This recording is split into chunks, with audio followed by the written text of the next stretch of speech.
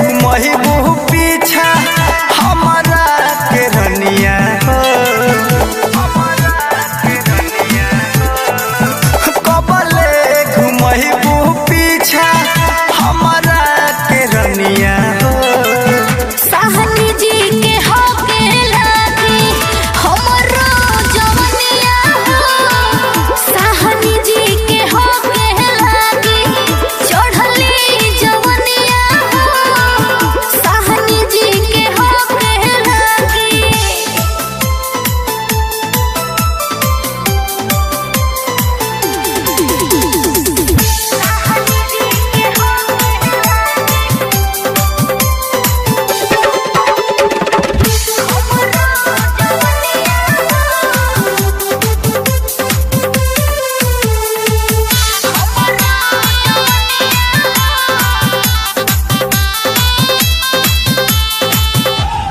तहरा खातिर करे जा कुछ कर जाइब हो।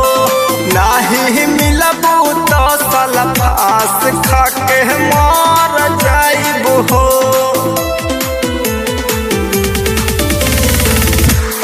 तहरा खातिर करे जा कुछ कर जाइब हो। नाही मिलबू तो सलफास खा के मर जाइब हो। एहो बाबू झने बना तू इतना दीवाना हो। तारा जैसन हमरा पीछे घूमेले रोजाना हो। तारा जैसन कस तू ही बहनी रे जैतू हमार कनिया हो।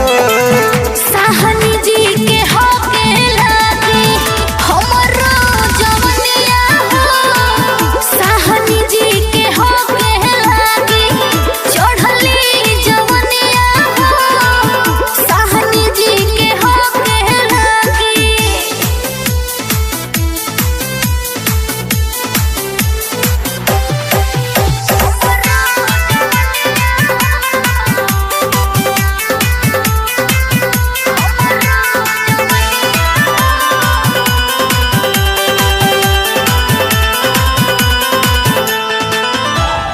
तू सहकार के न कर गइलू हमारा के गोरी।